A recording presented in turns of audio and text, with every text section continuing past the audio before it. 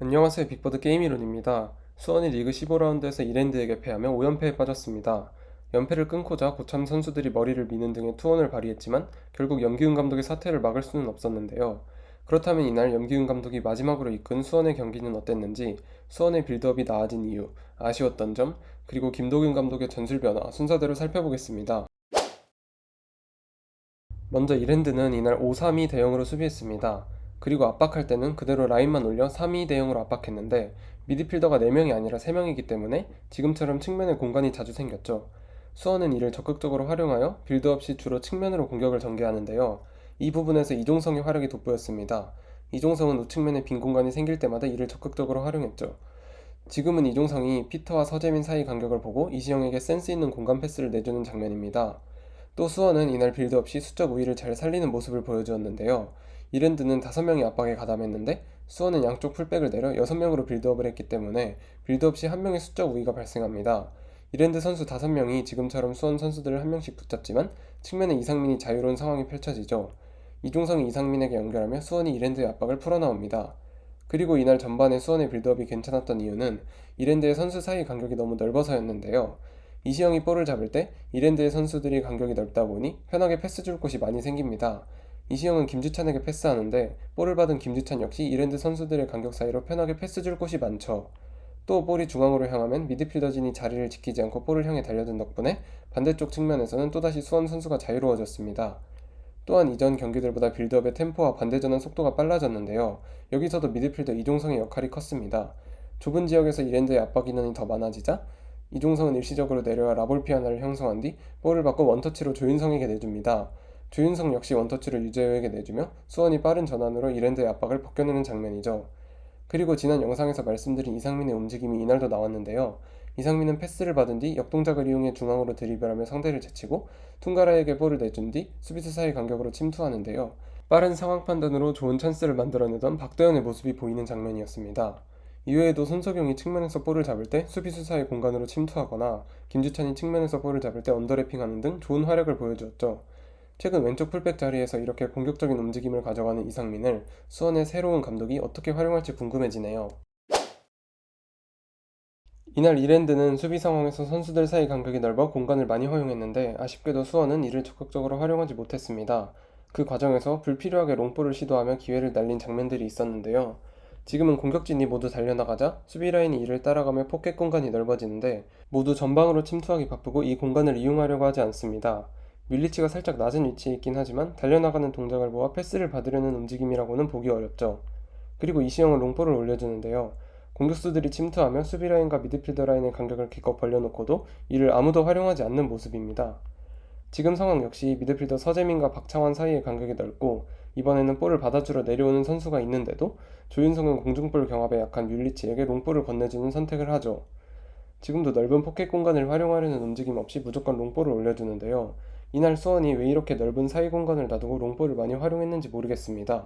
수원이 이렇게 뻔한 패턴을 반복해서 사용하다 보니 이랜드 수비수들은 수원의 공격에 대응하기 쉬워졌습니다.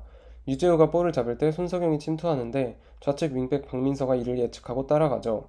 박민서가 거의 동일선상에서 손석영을 따라갔는데도 유재호는 손석영에게 긴 침투 패스를 올려주고 당연히 유의미한 공격으로 이어지지 않습니다.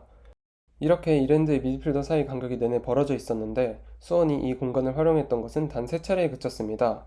이시영이 포켓 공간에 있는 퉁가라에게 패스하고 손석영이 서재민과 박창환 사이 간격으로 내려오거나 피터와 브루노 실바 사이 간격으로 내려와 볼을 받고 전진하는 이 장면들이 전부였죠. 이 세 장면은 모두 전반에 나온 장면이고 후반에 김도균 감독이 이마저도 완전히 틀어막기 위해 대응책을 내놓자 후반전에는 수원이 한 차례도 이 공간을 활용하지 못했습니다. 김도균 감독이 어떤 대응책을 내놓았는지는 뒤에 나오는 김도균 감독의 전술 변화 파트에서 말씀드리겠습니다. 아무튼 수원이 이랜드의 미드필더 사이 간격을 잘 활용하지 못한 것은 김현이 결정한 탓도 컸는데요. 밀리치는 이날 김현처럼 내려와서 연계를 돕기 위해 평소보다 더 내려오는 움직임을 가져갔지만 연계 플레이에 있어서 김현과의 차이가 너무나 컸습니다.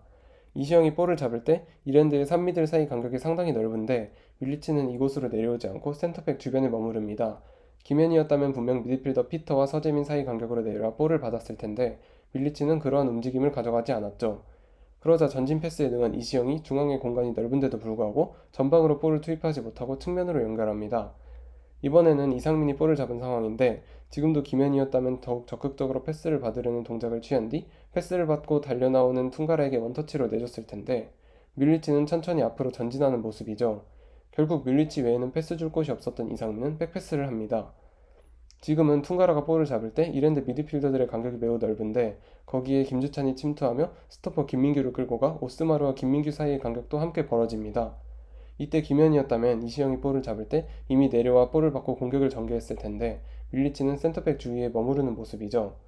물론 밀리치가 내려와서 볼을 받고 김주찬에게 잘 연결하며 좋은 장면을 만들어낸 적도 있었지만 이 장면 말고는 대부분 아쉬운 연기 능력을 보여주었고 아쉬운 볼터치로 기회를 날리는 모습이었습니다.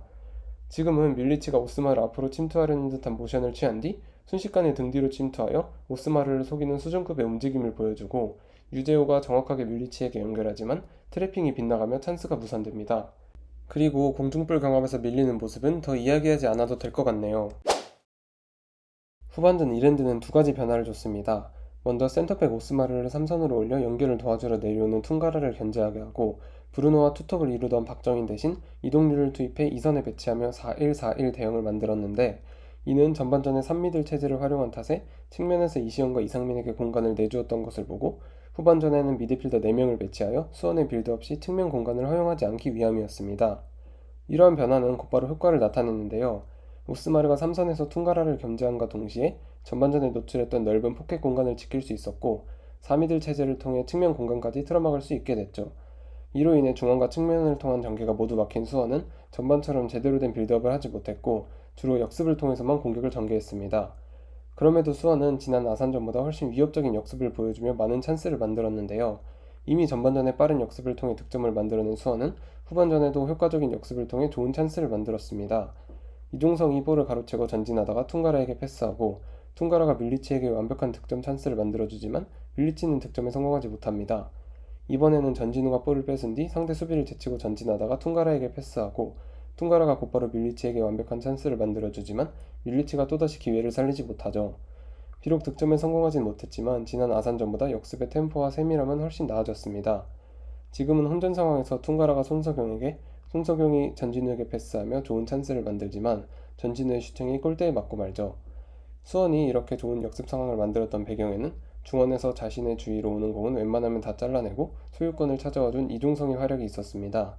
하지만 수원이 계속되는 찬스에도 추가골을 넣지 못한 탓에 결국 이랜드가 행운이 따른 골로 동점을 만들고 어수선한 상황에서 연달아 득점에 성공하며 3대1의 대승을 거두었습니다. 이렇게 수원은 충격적인 5연패에 빠졌고 이 경기는 염기훈 감독의 수원에서의 마지막 경기가 되었죠. 이제 모든 시선은 팀의 운명을 결정지을 선택을 해야 하는 박경훈 단장에게 넘어갔습니다. 잘못된 판단과 과욕으로 인해 기본을 망각한 채 또다시 팀의 성적과 레전드를 모두 잃어버리고 말았던 수원이 다시 한번 가장 높은 곳으로 나아갈 수 있을지 지켜보겠습니다. 시청해주셔서 감사합니다.